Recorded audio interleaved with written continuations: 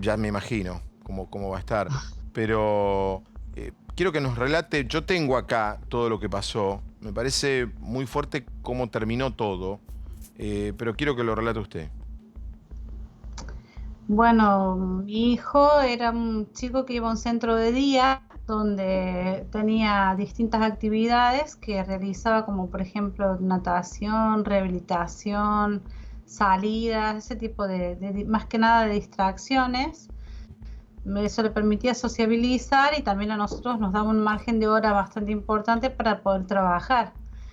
Él se contagia en el colegio, no se sabe el foco desde dónde vino. Cuando se detectó el primer caso, entre el primer caso y el cuarto caso solamente hubieron 24 horas. Nosotros nos dimos cuenta que él no estaba bien. El día 9 de marzo ya no lo mandamos al colegio porque estaba con un poquito de gripe. Él estaba vacunado para la gripe, o sea que si tenía gripe tenía que ser una gripe leve. Entonces, como para observar la evolución que hacía y si era realmente gripe, lo dejamos en casa. Estuvo aquí aislado con nosotros.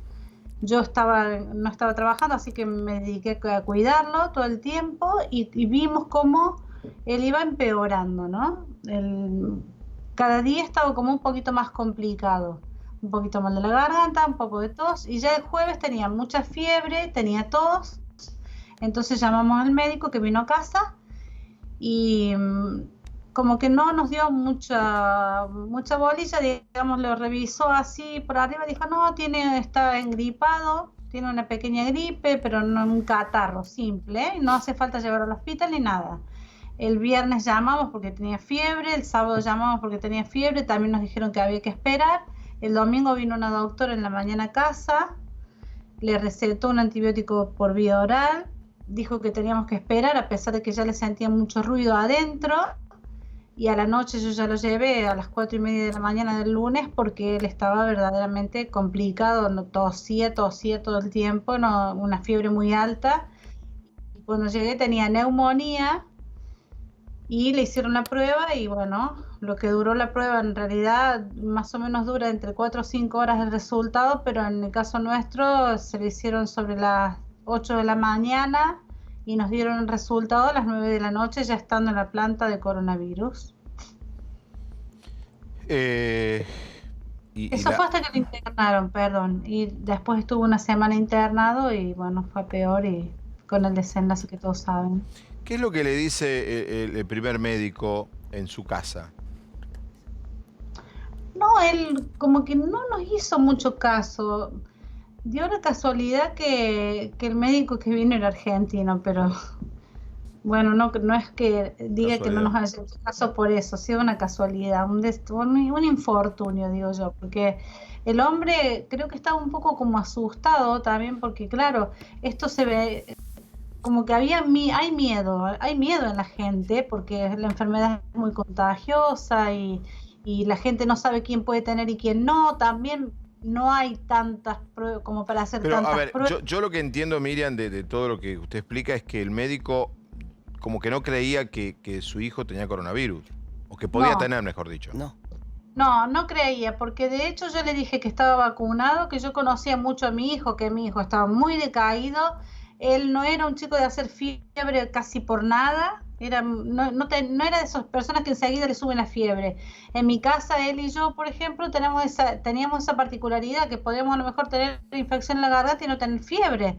Entonces, que tuviera la fiebre en 38,5 para mí ya significaba algo fuera de lo normal en su caso y que tosía con tos seca, algunos, o sea, fiebre alta, tos seca, picazón en la garganta, eso es síntomas muy claros de Pero ¿y él que qué le decía? ¿Que su hijo tenía gripe? él dijo que tenía un catarro y que no hacía falta que lo lleve a ningún lado, que para qué, que era peor, que al hospital no lo llevara. Esto fue el Yo 9, después, 10 de marzo, lo que está esto relatando. fue el 12, el día El 12 de 12. marzo. O sea que yo esperé Quizás España no sea hoy la del 12 de marzo, Fabián, ¿no? claro, seguro. Quizás si esto pasa hoy, la respuesta del médico, enseguida la respuesta del médico es otra. sí, yo creo que sí. Además hay que pensar una cosa, estamos en Baleares, esto es una isla. Acá había poquísimos casos, no había muchos casos. Entonces, para mí, esto se como que no pensaron, yo pienso que él no pensó que mi hijo tenía esto, ¿eh? Porque si no, cualquier médico No, claramente no pensó, no pensó. Pero, ¿por qué? Porque era de riesgo. Era de riesgo porque él tenía una patología de base, que si bien su estado de salud era bueno, pero él era de los grupos que se consideran de riesgo. por porque cómo los nació, Fabi, la historia Sí, de sí, ella y sí. su hijo es muy fuerte en el nacimiento de su hijo, que queda trancado en el canal de parto, ¿verdad, Miriam? Sí, sí, sí, sí. Y tuvo Entonces, hipoxia este es perinatal. un caso que tal vez podamos entender o se puede cuadrar, Fabián, entre las personas que se decide que van a vivir y las personas que no. O sea, porque es importante ¿Vos decís entender. que es eso? Yo creo que en alguna parte Miriam lo que reclama es que tal vez la historia de vida que tiene ella con su hijo, tal vez haya sido alguien que haya sido dejado de lado por el cuadro que ya él traía previamente desde su nacimiento, ¿verdad, Miriam? Sí, yo después llegaba a esa conclusión de que, bueno, a lo mejor en algunas personas se implican más que en Claro. otras. No, pero perdón, ¿cuál es el cuadro? Expliquémoslo bien. Claro. ¿Cuál es el Expliquemos cuadro, ¿Cuál es la Miriam? historia de Miriam y su hijo? Mira, a mí me dejan pasar el parto, entonces tiene una hipoxia perinatal. Me tendría que haber hecho cesárea, no me hacen y se le hace una lesión en el cerebro con una posterior parálisis cerebral y le daban convulsiones desde que era chico como hasta 15 años fue lo más grave y después fue disminuyendo. Ya hacía mucho tiempo que no tenía convulsiones porque le habían cambiado toda la medicación, pero él igual era un chico de 33 años y medio con una edad mental de 3, 4 Claro. años. Entonces hay O que sea, él entender cómo tenía Claro. condición de epilepsia.